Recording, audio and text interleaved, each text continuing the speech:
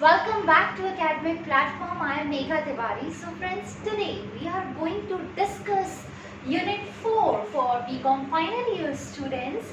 Here we are going to discuss you all about the topic of employment and unemployment. So friends, this video is specially for those students who are going to appear in BCom final year exam in the month of July. So please keep watching, and if you will like it, then please recommend to other students also. Share with your friends and press the bell icon for subscribing my channel.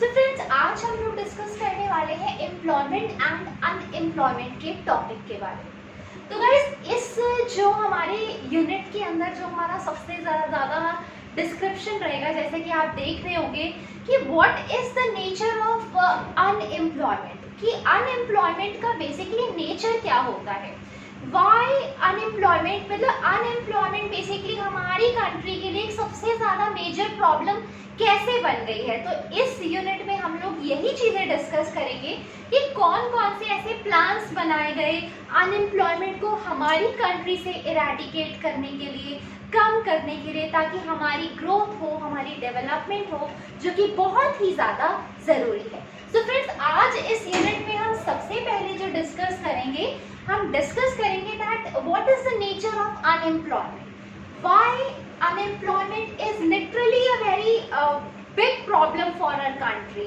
A very dominant problem for our country. क्यों ये हमारी एक सबसे बड़ी एक problem बनती जा रही है, जिसकी वजह से कहीं ना कहीं हमारी ग्रोथ स्टेगनेंट रह गई है, हम ग्रो नहीं कर पा रहे, हम डेवलप नहीं कर पा रहे।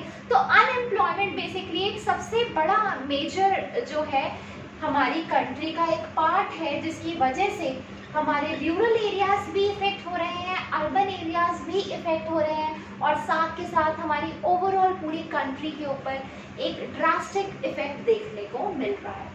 So friends, nature of unemployment. Guys, unemployment, India is a developing country. India अभी पूरी तरीके से डेवलप नहीं हुआ है। तो अगर हम इंडिया की बात करें, अपनी कंट्री की बात करें, तो ये एक अंडर डेवलप्ड कंट्री है, जिसकी पूरी तरीके से आज ग्रोथ कर तो रहा है, but it is not a developed country such as like USA, Canada, New Zealand. तो इन सब की तरह ये पूरी तरह से डेवलप नहीं हुआ है।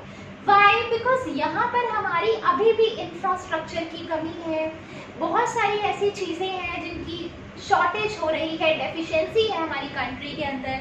People are migrating from rural areas to urban areas in search of job opportunities due to the reason of poverty is also arising day by day because people are not getting jobs, so they are becoming unemployed day by day. तो this is the most important problem जो हमारी country आज face कर रही है।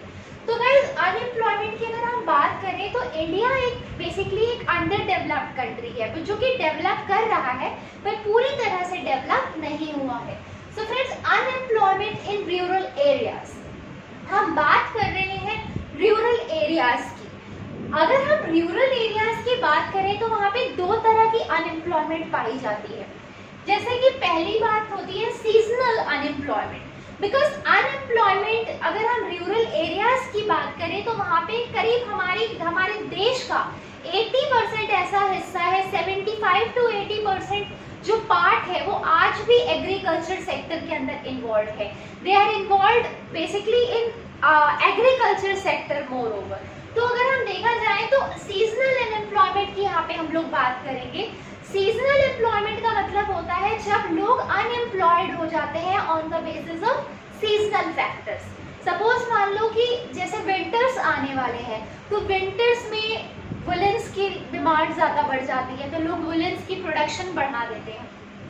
तो इसकी वजह से जैसे जैसे विंटर सीजन ऑफ होता है, यानी इन ऑफ सीजन्स उन लोगों के पास जो लोग उस तरीके के बिजनेस कर रहे होते हैं, तो वो बेसिकली सीजनल फैक्टर्स की वजह से due to the reason of season उनको जॉब नहीं मिलती है, they get unemployed due to the main reason of seasonal factors, people get unemployed. तो this is called basically seasonal unemployment.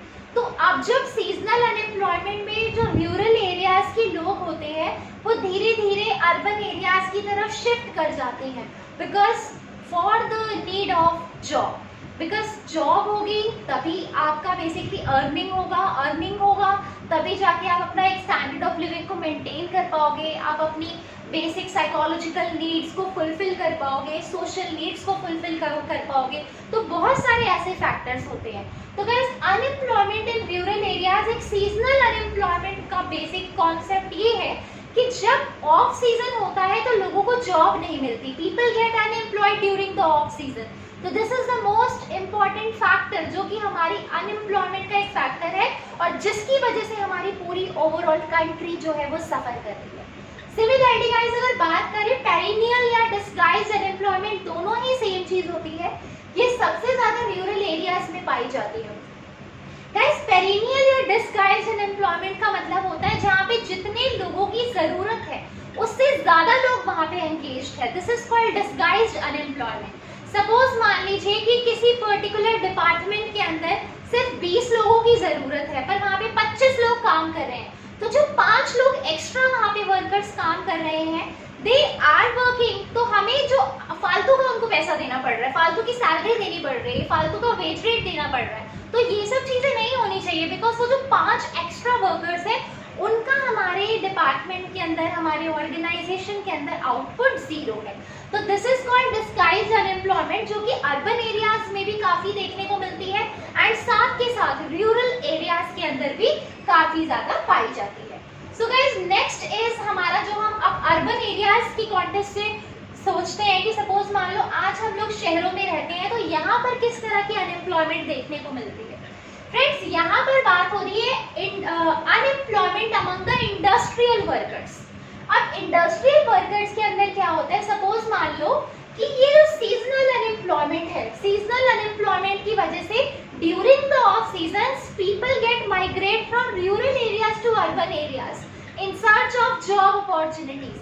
फिर जब हमारे जो एम्प्लॉयज होते हैं, जो वर्कर्स होते हैं, जो लोग होते हैं, वो अगर अर्बन एरियाज की तरफ माइग्रेट करते हैं, वहां शिफ्ट करते हैं, तो अर्बन एरियाज में ज्यादा एग्रीकल्चर सेक्टर्स खुद पे तो ध्यान नहीं दिया जाता है, एज वी ऑल नो। क्यों? क्योंकि यहाँ पर जो सबसे ज्यादा फोकस किया जाता है, बड़े बड़े इंडस्ट्रीज होती है, इंडस्ट्रीज की ग्रोथ, उसकी डेवलपमेंट पे फोकस किया जाता है। तो जब ये सारे अनएम्प्लॉयड लोग जब अर्बन एरियाज में शिफ्ट कर जाते हैं तो इंडस्ट्रियल सेक्टर्स के अंदर ना वर्क का प्रेशर काफी ज्यादा बढ़ जाता है। यानी जब people get migrate from rural areas to urban areas in search of job opportunities, तो जो हमारे इंडस्ट्रियल सेक्टर्स होते हैं, जो हमारी सेकेंडरी सेक्टर्स होते हैं, मैन्युफैक्चरिंग सेक्टर्स होते हैं, तो यहाँ पर जो है जो वर्कलोड है वो काफी ज्यादा बढ़ जाता है। क्यों? क्योंकि जितने लोगों की जरूरत होती नहीं है उतने लोग अनस्किल्ड लोग भी यहाँ पर आ जाते हैं, जिनको नॉलेज नहीं होती, जिनके पास स्किल्स नहीं होती। स्टिल उसमें से कई ऐसे लोग होते हैं जो आज भी यहाँ आने के बाद भी अनएम्प्लॉयड रह जाते हैं और कई लोग ऐसे भी होते हैं जिसकी वजह से इंडस्ट्रीज के ऊपर एडवर्स इफेक्ट भी पड़ता है। तो this means this is a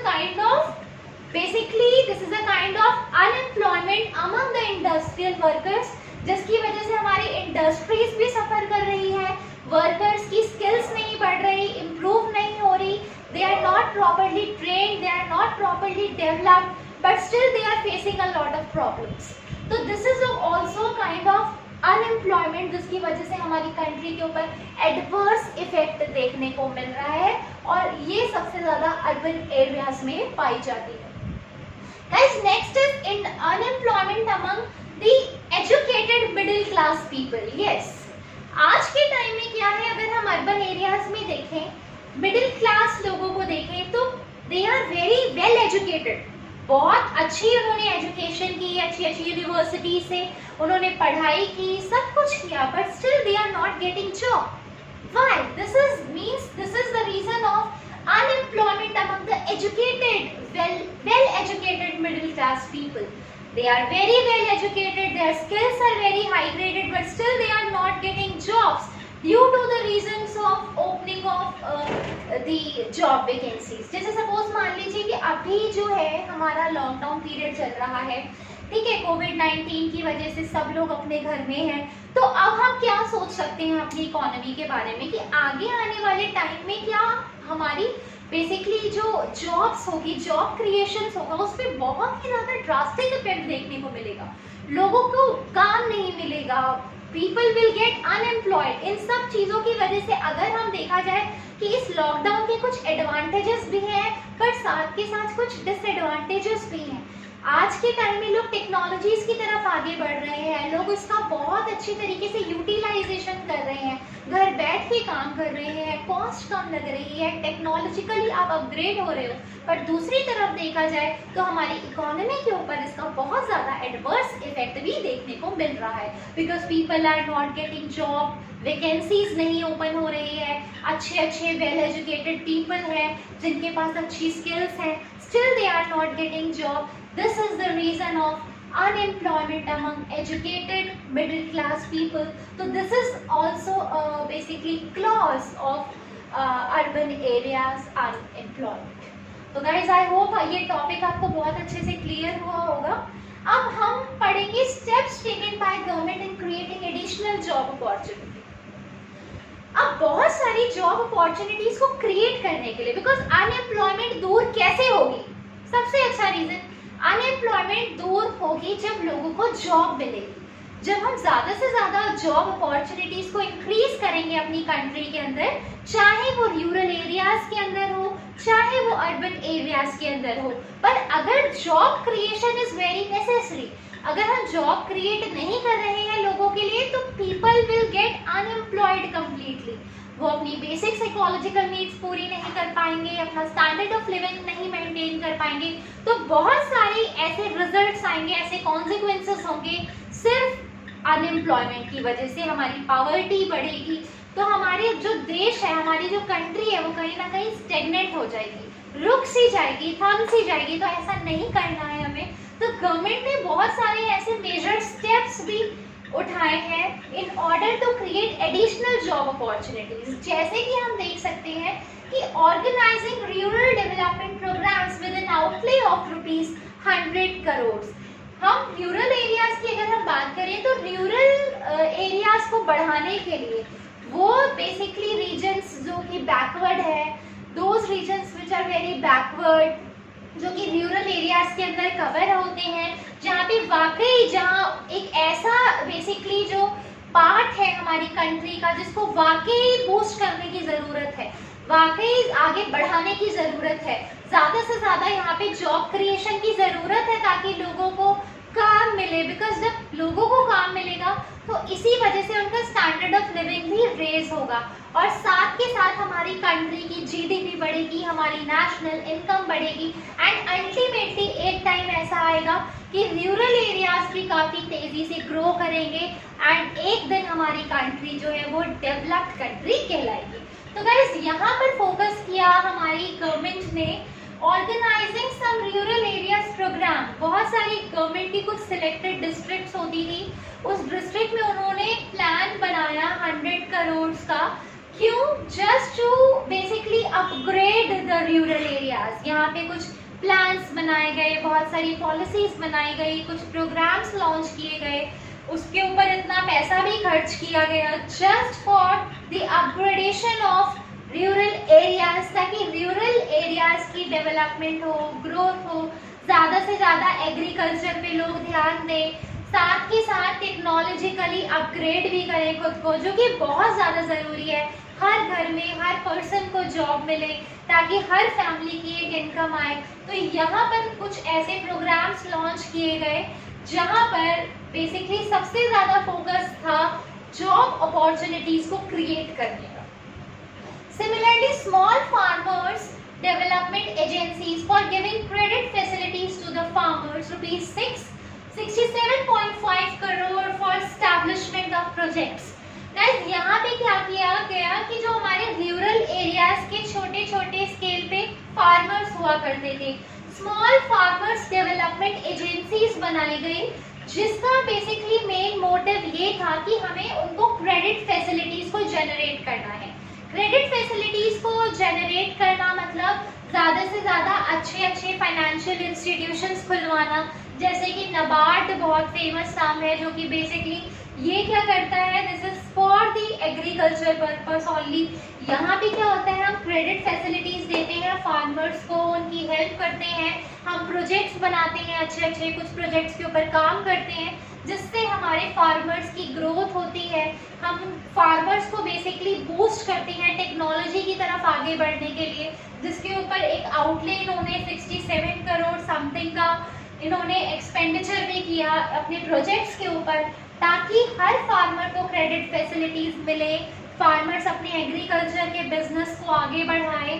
क्यों? क्योंकि अगर हम रूरल एरियाज के अंदर देखा जाए तो वहाँ पे सबसे ज़्यादा जो फोकस किया जाता है वो प्राइमरी सेक्टर्स के ऊपर किया जाता है, एग्रीकल्चर सेक्टर्स के ऊपर किया जाता है। तो दिस इज द रीज़न कि यहाँ पर हमने फोकस किया कि किस तरीके से हम पैसे को खर्च करें, कुछ इस तरीके से प्लान अप करें, इस तरीके से मैनेज करें ताकि जो हमारा वो जो आउटले है, जितना हमने एक्सपेंडिचर बनाया है, वो एक्चुअली टेक्नोलॉजीज को अपग्रेड करने में लगे। हम अच्छी अच्छी टेक्नोलॉजीज अपनी एग्रीकल्चर सेक्टर्स के अंदर ज़्यादा से ज़्यादा बूस्ट करें, ज़्यादा से ज़्यादा यूटिलाइज करें, ताकि अच्छी तरह से हमारा एग्रीकल्चर सेक्टर्स आगे आने वाले टाइम में बूस्ट करे एंड हर तरीके से जॉब को क्रिएट किया जाए। Job creation is very necessary in order to eradicate the unemployment.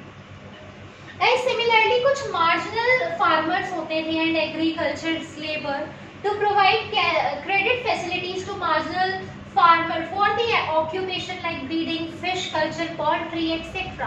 हमारे जो मार्जिनल फार्मर्स थे, हमारे रूरल एरियाज के जो मार्जिनल फार्मर्स हैं, स्मॉल स्केल पे जो फार्मर्स हैं, लेबर्स हैं, उनके ऊपर भी एक एक्सपेंडिचर डिसाइड किया गया 47.5 करोड़ का, जहाँ पे हमने फोकस किया कि उनको हमें ज़्यादा से ज़्यादा क्रेडिट फैसिलिटीज़ देनी है ताकि जो हमारे फार्मर्स हैं वो उसका अच्छी तरीके से एडवांटेज उठा पाए, उससे वो अपनी ऑक्यूपेशन को खोलें, अच्छा खासा बिजनेस स्टार्ट करें रूरल एरियाज में रहते हुए भी, चाहे वो बीटिंग का हो, फिश कल्चर का हो या पोल्ट्री फार्मिंग का हो, just in order to upgrade the agriculture sector in rural areas, which is very necessary so that each and every person of rural areas get job। And इसकी वजह से हम unemployment को दूर कर पाए, अनएम्प्लॉयमेंट को इरेडिकेट कर पाए, जिसकी वजह से हमारी कंट्री की ग्रोथ हो, डेवलपमेंट हो। तो ये कुछ ऐसे स्टेप्स उठाए गए थे गवर्नमेंट ने,